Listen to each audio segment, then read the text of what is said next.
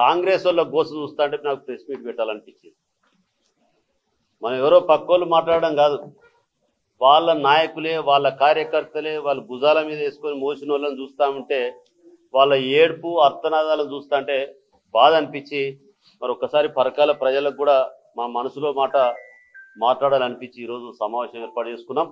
దీనికి వచ్చిన మీ అందరికీ కూడా మరొకసారి ధన్యవాదాలు, కృతజ్ఞత. ఇలా మనం చూస్తూ ఉన్నాం గ్రామ సభలు. వాస్తవంగా ప్రజాపాలనలోనే అప్లికేషన్ తీసుకున్నారు. ప్రజాపాలనలోనే నీకేమున్నది, కోడి పెట్టు ఉన్నదా, కోడి పిల్ల ఉన్నదా, గొర్రె పిల్లు ఉన్నదా, కారు ఉన్నదా, బండి ఉన్నదా, ఇల్లు ఉన్నదా, నీకు పిల్లలు ఎందరు, నీకు పిల్లలు ఎందరు, ఇవన్నీ తీసుకున్నారు సార్. అలానే అంత బ్రహ్మాండంగా తీసుకున్న తర్వాత ఇవాళ నేను గ్రామ సభలో మల్లలు ఎందుకు అవుతానని నేను అడుగుతా ఉన్నా. వాస్తవం ఇది, నేను అనట్లే. నీకు భార్య ఉందా లేదా అని అడుగుతున్నావు, పిల్లలు ఉన్నాయా లేదా అని అడిగినావు, వాళ్ళు ఏం చేస్తున్నారు అని అడిగినావు, డిగ్రీ పీజా చదువుతున్నారు అని అడిగినావు, నీ పిల్లలకి ఎలాంటి ఉద్యోగం ఉన్నదని అడిగినావు, నీకు పెన్షన్ ఎలాంటి పెన్షన్ అని అడిగినావు, నీకు ఇన్కమ్ ఎంత అడిగినావు, సెల్ఫ్ డిక్లరేషన్ ఇవ్వమన్నావు. సెల్ఫ్ డిక్లరేషన్ వాళ్ళకు వాళ్ళు ఇచ్చుకున్నారు. నా ఆస్తిది నా కథ. ఓకే, ఇందిరా మిల్లు అప్లికేషన్ పెట్టుకున్నారు. ఓకే, నీకు అధికారులు ఉన్నారు కదా, వాళ్ళ ఇంటికి పోయి ఇందిరామ ఇల్లు ఉందా, లేకపోతే ఇల్లు ఉందా, గుడిసె ఉందా, గూన పెంకలు ఉన్నాయా, వాళ్ళ పిల్లవాడు చదువుకున్నాడా లేడా, ప్రతి ఒక్క స్పెషల్ ఆఫీసర్ నేసి ఇంటికి ఎంక్వైరీ పంపించావు. నువ్వు బాధ్యతగా నువ్వు చూసిందే రాసుకొని రమ్మని చెప్పి నువ్వు ఎన్ని కాలం లేదు, ఎన్ని నెంబర్ల కాలం, 76 కాలంలో క్వశ్చన్ పేపర్ ఇచ్చినావు. నువ్వు ఇలా చదువుకుని కూడా అన్ని క్వశ్చన్లు రావు, ఎగ్జామ్ రాయబోతే కూడా అన్ని క్వశ్చన్లు రావు. 76 క్వశ్చన్లు వేసినావు. నువ్వు క్వశ్చన్లకు ఎక్కడ తెలియకపోతే నీ అధికారులు చెప్పిండు, ఇంటి ముందర చూసుకొని రాసుకోమన్నారు. నాకేం లేదంటే నీకు స్లాబ్ ఉంది కదా అన్నాడు అధికారే. నీకు ఇన్కమ్ ఎంత రాసినావు, ఆ నిర్ధారణ చేసుకోవాల్సిన బాధ్యత కాంగ్రెస్ ప్రభుత్వాన్ని మీద కాదా నాకు ఒకసారి చెప్పాల్సిన అవసరం ఉంది. దాన్ని మళ్ళీ ఏందో గ్రామ సభలను పెట్టి కల్లోలు సృష్టిస్తూ అల్లర్లు సృష్టిస్తూ రాయరాని విధంగా ఉన్నటువంటి భాష మాట్లాడుతూ ఉన్నారు. ఇలా ప్రజలు చూస్తూ ఉంటే చాలా బాధాకరం అనిపిస్తుంది. ఏ ప్రభుత్వంలో కూడా ప్రజలు ఇట్లా మీద పడి తెచ్చిన సందర్భాలు లేవు. మా కేసీఆర్ గారి ప్రభుత్వంలో 10 సంవత్సరాలు మేము కూడా గ్రామాల్లో తిరిగాం, గ్రామ సభలు నిర్వర్తించాం. గ్రామంలో ఖచ్చితంగా నీకేం కావాలని మాట్లాడడం, పారదర్శకంగా ఉన్నామే తప్ప పార్షాలిటీగా లేం, పార్టీలకు అతీతంగా లేం, నీ ఈ పార్టీ ఆ పార్టీ అని అడగలే. నిన్న ఒక ఎమ్మెల్యే అంటాడు, అవును మా వాళ్ళకే ఇచ్చుకుంటామంటాడు. ఓకే, ఇచ్చుకొని కాదనేది లేదు. వాళ్ళకి ఇల్లు లేకపోతే, వాళ్ళకి రేషన్ కార్డు లేకపోతే ఇవ్వు. వాళ్ళకు ప్రభుత్వం తరఫున వచ్చే సంక్షేమ పథకాలు గెలిచి ఉంటున్నదా లేదా నీ కార్యకర్తలే ఇచ్చుకో ముందుగా, మేము కాదనం. కానీ అదేందండి, ఇవాళ ఎవరికి ఇచ్చావు నువ్వు ఇల్లు చెప్పరు. ఒక ఆయన ఉండి దుకాణం పెట్టుకుంటాడు ఊళ్ళల్లో, 500 మంది అప్లికేషన్స్ ఎలిజిబిలిటీ ఉంది, గ్రామ సభలో నిర్ధారిస్తే 50 మంది మీద పడతారు. అంటే గ్రామంలో నాకు ఇస్తే అయిపోతుంది నీ పని, నాకు ఇస్తే అయిపోతుంది. ఇది వాస్తవం కదా, కాంగ్రెస్ నాయకులు చెప్పాల్సిన అవసరం ఉంది. ఇలా గ్రామ సభలో ఎందుకు డైవర్షన్ పాలిటిక్స్ చేయడం కొరకు? ఇలా నీ దగ్గర చరిత్ర ఉంది, ప్రభుత్వం చేతిలో చరిత్ర ఉంది, ఉందా లేదా చెప్పండి.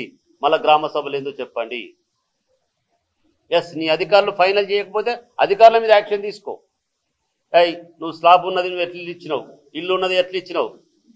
నేను అడుగుతున్న ఇదే గ్రామ సభలో, ఇదే ఈ సందర్భం మీ అందరి తరఫున ఈరోజు లాస్ట్, అసలు గ్రామ సభలకు ఎమ్మెల్యే వస్తున్నాడా? నాట్ ఓన్లీ మన ఎమ్మెల్యే విమానాలు ఎక్కుతాడు దిగుతాడు. ఇప్పుడు 2 సార్లు అమెరికాకి. నేను ఆయన గురించి మాట్లాడంలే. తెలంగాణ ప్రాంతంలో ఉన్న ఎమ్మెల్యే ఎక్కడన్నా గ్రామ సభలో పాల్గొన్నాడా? ఎందుకు పాల్గొనలేడు? మంత్రులు చెప్పేది ఎమ్మెల్యేలకు అర్థమైతలేదు, ఎమ్మెల్యేలు ఏం చెప్పాలో కార్యకర్తలకు అర్థమైతలేదు. వాళ్ళకు అవగాహన లేక తిరుగుతున్నది వాస్తవమా కాదా ఒకసారి నేను గ్రహించమని వేడుకుంటాను తెలంగాణ ప్రాంత ప్రజలను, ముఖ్యంగా మా పరకాల నియోజకవర్గ ప్రజలను. అరే ఒక్కరన్నా ఎందుకు గొడవ పెడుతున్నా? అలా మేము పూర్తి స్థాయిలో నా పార్టీ కాంగ్రెసే, నేను భుజాల మీద మోసిన నాకు ఎందుకు పెట్టవని వెళ్ళి పెడతా ఉన్నాడు కదా. నువ్వు మా పార్టీలోకి ఇస్తాను ఒక ఆయన అంటాడు, ఒక ఆయన నాకే ఇస్తలేవని ఒక అంటాడు. దీంట్లో తేడా ఏందో మాకు అర్థం కావట్లేదు. మేము ఇచ్చాం గృహలక్ష్మి కింద 3000 ఇండ్లు. ఒక్కరు 3000 ఇండ్ల ఎంక్వైరీ చేసి ధర్మారెడ్డి నువ్వు తప్పు చేసినావు, ఈ పలానానికి నీ ఇల్లున్నోనికే ఇల్లు ఇచ్చినావు అని చెప్పి నిరూపించండి. 3000 ఇండ్లు గ్రామాలకు పోయి పార్టీ దాదా చూడలే. గ్రామం వాళ్ళ ఇంటి ముందు కూర్చున్నాం, అమ్మ నీ ఇల్లు బాగాలేదు, నువ్వు కట్టుకుంటా అంటే ఇల్లు ఇస్తాం. నీ గుడిసె బాగాలేదు, నువ్వు పందిరేసుకున్నావు, నువ్వు పరదా కట్టుకున్నావు, ఏ పార్టీయో ఫ్లెక్సీలు కట్టుకొని కూడా ఉన్నావు, నీకు ఇల్లు కావాలా లేదా అని మా కార్యకర్తలు పోయి అడిగారు. అధికారులను తీసుకుపోయి అడిగారు, నా దగ్గర బిడ్డ డబ్బులు లేవు అంటే, డబ్బులు ఉన్నప్పుడు 2వ విడతలు ఇస్తామమ్మా, ఇప్పుడు కట్టుకుంటే చెప్పి ఇప్పుడు ఇస్తామని ఇచ్చింది వాస్తవా కాదు ఒకసారి ఆలోచించండి. వాళ్ళు అప్పో సప్పో తెచ్చి కట్టుకున్నారు. ఆ ప్రొసీడింగ్ ఆర్డర్లోనే ఉంది, నువ్వు 1,00,000 పెట్టుబడి పెట్టగానే మేము 1,00,000 ఇస్తాం, 2 లక్షలు పెట్టాగా 2 లక్షలు ఇస్తాం, 3 లక్షలు ఉంది. ప్రభుత్వం మారంగానే నువ్వు జీవో రద్దు చేసింది, ఎందుకు చేసినావు చెప్పాలే.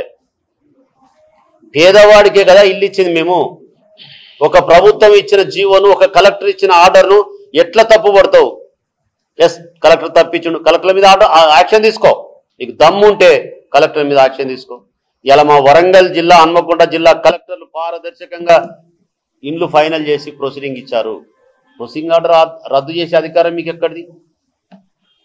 మా వాళ్ళు కోర్టుకు వేయలు, 3,000 మంది హైకోర్టులో కోర్టుకు వేయలు. కోర్టుకు పోతే నీ పబ్లిక్ ప్రాసిక్యూటర్ రాడాడికి, ప్రభుత్వం తరఫున లాయర్ రాడు, నిలబడడు. లాస్ట్కి ఆర్డర్ ఇచ్చే టైంకు ఆగండి సార్ మాకు అర్థమైతలేదు, మేము మా ప్రభుత్వాన్ని అడిగి చెప్తామంటారు. ఓకే, అడిగి చెప్పు.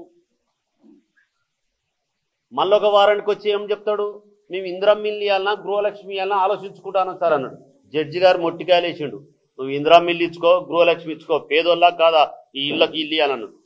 వాస్తవంగా అడ్వకేట్ రాకపోతే హైకోర్టు ఆర్డర్ కలెక్టర్లకు, మీరు ఇమ్మీడియట్గా ఈ నివేదిక ఇవ్వండి, ఇలా 3,000 మంది ఉన్నారు, ఈ 3,000 మంది ఎలిజిబిలిటీ ఉందా లేదా, వీళ్ళు కట్టుకున్నారా లేదా అంటే, మన వరంగల్ హన్మకొండ కలెక్టర్లు నివేదిక ఇచ్చారు.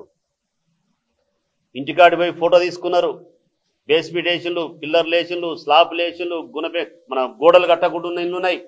కొందరు ఈ ఎంక్వైరీ చేసి మీకు ఇల్లు తప్పకుండా వస్తా అంటే పాపం గోడలు కంప్లీట్ చేసుకున్నారు.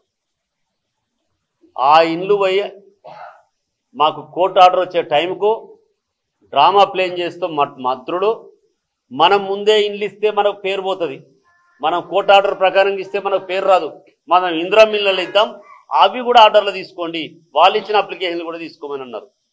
తీసుకున్నారు. ఒక్క మాట చెప్పండి, వాళ్ళు ధైర్యంగా ఉంటారు. మీరు గృహలక్ష్మి కింద ఇచ్చిన ఆర్డర్ కూడా మీ ఇందిరమ్మ ఇళ్ళలో కన్సిడర్ చేస్తున్నాము, మేము ఇస్తున్నాం అని ఒక మాట చెప్పండి. ఏ మంత్రి చెప్పడే? నిన్న కలెక్టర్ గారితో మాట్లాడాను, మీకేదో ఆర్డర్ వచ్చిందట మేడం, ఏం ఆర్డర్ వచ్చిందంటే, లేదు సార్ తీసుకోమన్నారు తప్ప మాకు ఎలాంటి ఆర్డర్ రాలేదన్నారు. నేను అడుగుతున్నా, అప్లికేషన్ తీసుకునే వరకేనా ఇది కూడా డ్రామా ప్లే చేయడమా? లేదంటే కోర్టుకు చెప్పండి మేము ఇయ్యమని. నేను కన్సర్న్ మంత్రికి అడుగుతున్నా, ముఖ్యమంత్రి గారిని అడుగుతున్నా, స్థానిక ఎమ్మెల్యే గారిని కూడా అడుగుతున్నా. మన నియోజకవర్గంలో 3,000 ఇల్లు ఇచ్చింది వాస్తవమా కాదా స్థానిక ఎమ్మెల్యే తేల్చాలి. ఒకవేళ ఇచ్చినట్టు నీ కార్యకర్తలను నిరూపించి పెట్టుకో, లేకపోతే అధికారులను పురమాయించి ఎన్ని ఇండ్లు కట్టారో, ఎన్ని ఇళ్ళు మొదలు పెట్టారో వాళ్ళకి ఇందిరమ్మ ఇంట్లో చేర్చాల్సిన బాధ్యత నీ మీద ఉందని చెప్పి నేను స్థానిక ఎమ్మెల్యే గారిని అడుగుతా ఉన్నా. ఒకవేళ చెయ్యకపోతే 3,000 మంది నీ ఇంటి ముందర కూర్చునే అవకాశం వస్తుందని చెప్పి తెలియజేస్తున్నా. అరే ఈడ పనులేమి లేనట్టు సంవత్సరం తిరగకపోతే 2 సార్లు అమెరికాకు పోయి వస్తావు. ఈడ ప్రజలు ఒకవైపు గ్రామ సభలు జరుగుతున్నాయి, ఇలా గ్రామ సభలు అయిపోయినాయి, ఇలా ఇండియాలో అడుగుపెట్టు. అసలు గ్రామ సభలు అంటే ఎందుకు నీకు భయమని అడుగుతా ఉన్నాను.